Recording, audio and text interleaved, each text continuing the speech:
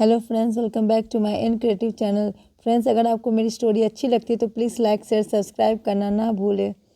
सर्दियों की रात थी। ठंडी हवा हड्डियों तक चुभ रही थी। सड़क किनारे एक झोपड़ी में एक बूढ़ी महिला प्लास्टिक ओढ़कर सोने की कोशिश कर रही थी। उसकी झुर्रीदार त्वचा और कांपता हुआ शरीर उसके जीवन की कड़ी सच्चाई बयान कर रहे थे। उसका नाम सावित्री देवी था, जो कभी इस शहर की सबसे अमीर महिलाओं में गिनी जाती थी। आज वह बेबस और अकेली थी। लोग उस झोपड़ी के पास से गुजरते, लेकिन कोई उसकी मदद के लिए रुकता नहीं था। सावित्री देवी का जीवन हमेशा ऐसा नहीं था।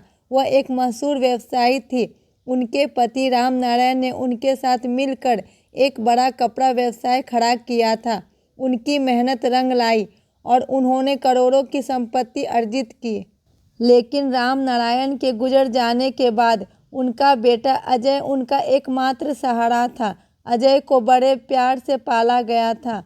सावित्री देवी ने अपनी सारी संपत्ति उसके नाम कर दी थी, यह सोचकर कि वह उनका ध्यान रखेगा। लेकिन जैसे ही अजय को संपत्ति मिली, उसका व्यवहार बदलने लगा। उसने माँ के साथ समय बिताना बंद कर दिया। उसकी पत्नी कविता भी सावित्री देवी को पसंद नहीं करती थी। वह आए दिन अजय को उकसाती रहती, इतनी बड़ी कोठी में तुम्हारी माँ का क्या काम? उन्हें किसी छोटे घर में भेज दो। अजय ने माँ से कहा, माँ, आपको आराम चाहिए। मैंने आपके लिए एक छोटा सा घर किराए पर लिया है, वहीं शिफ्ट हो जाइए। सावित्री देवी ने बहुत मिन्नतें की। बेटा, यह घर तुम्हारे पापा और मैंने मिलकर बनाया था, मुझे यहीं रहने दो। लेकिन अजय और कविता ने उनकी एक न सुनी। ठंडी सुबह का वक्त था। अजय ने कुछ मजदूर बुलाए और सावित्री देवी का सामान पैक करवा दिया। उसने उन्हें कार में बैठाया और शहर के बाहर एक झोपड़ी में छोड़ दिया। सावित्री देवी की आंखों से आंसू बह रहे थे। उन्होंने कहा, बेटा, क्या मैंने तुम्हारे लिए इतना किया था कि तुम मुझे यहाँ छोड़ दोगे? अजय ने जवाब दिया, माँ, यह आपके भले के लिए है। अब आप आराम से रहेंगी। और वह उन्हें छोड़कर चला गया। सावित्री देवी उस झोपड़ी में अकेली थी। भारी ठंड में उनके पास ना तो गर्म कपड़े थे, ना ही खाने के लिए कुछ। वह दिन भर मंदिर के पास बैठकर भीख मांगती। जो भी पैसे मिलते उससे वह अपना पेट भरती। लोग उन्हें देखकर कहते, क्या जमाना आ गया है। 70 साल की बुजुर्ग महिला को उनके अपने बच्चों ने बेसहारा छोड़ दिया। एक दिन जब सावित्री देवी झोपड़ी में बैठी थी, तभी एक नौजवान लड़का राहुल उनके पास आया। राहुल ने पूछा, माँ जी, आप यहाँ क्यों रहती है? आपके परिवार वाले कहाँ हैं? सावित्री देवी ने अपनी पूरी कहानी बताई। राहुल का दिल भर आया।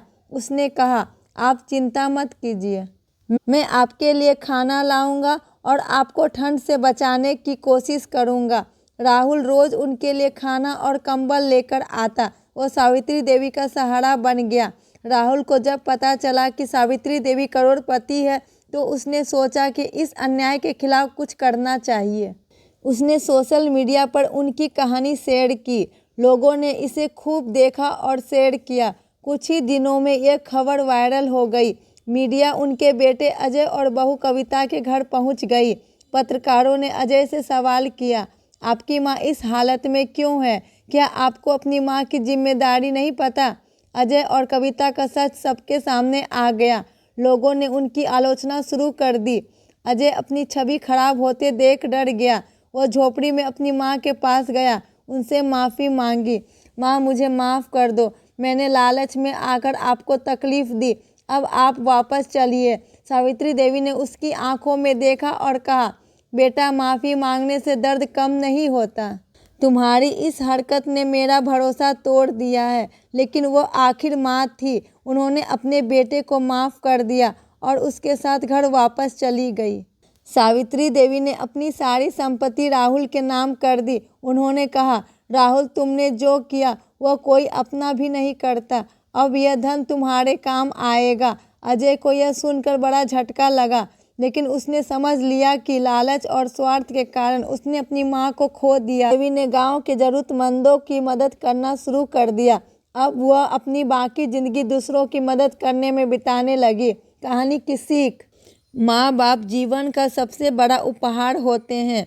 उनका सम्मान करना ही हमारा धर्म है। जो अपने माता पिता की कद्र नहीं करते, उन्हें ज़िंदगी में कभी सच्ची खुशी नहीं मिलती।